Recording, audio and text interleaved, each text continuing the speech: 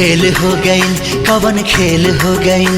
Double duty वाला खेली कैसे खेल, दादा रे माथा फेल हो गईल। लागे जाता में पीसा जाई बकेल, दादा रे माथा फेल हो गईल। आज हमारे राजा लड़ाला नजरिया, आके समा जा तू दिल के भीतरिया।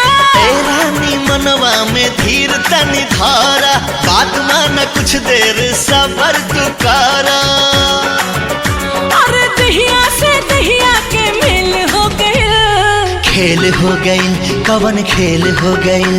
डबल ड्यूटी वाला खेली कैसे खेल, दादा रे माथा फेल हो गईल। लागे जाता में पीसा जाई बकेल, दादा रे माथा फेल हो गईल।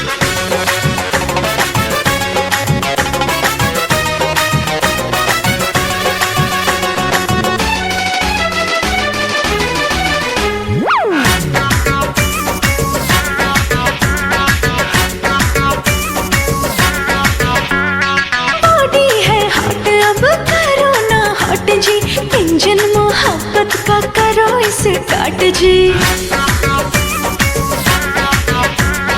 रात बाटे बाकी हो, बात बाटे बाकी, सजिया पे कुल्ही खुर्रा ठात बाटे बाकी। छनके लचड़ी खनक जाला कंगना, सुरह सिंगार खोजे प्यार तो हर सजना।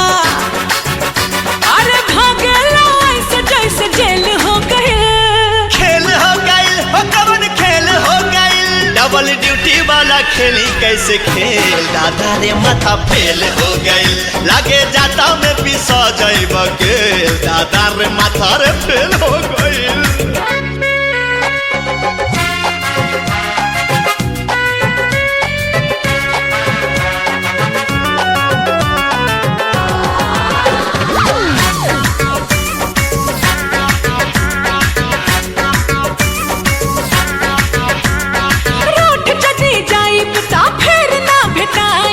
कितनो बोलई बाना पहिया में आईब।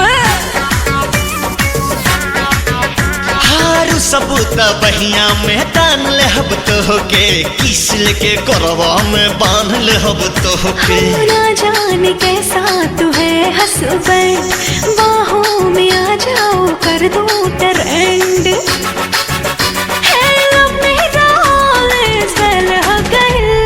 खेल हो गईल, कवन खेल हो गईल। डबल ड्यूटी वाला खेली कैसे खेल, दादा रे माथा फेल हो गईल। लागे जाता में पीसा जाई बकेल, दादा रे माथा फेल हो गईल।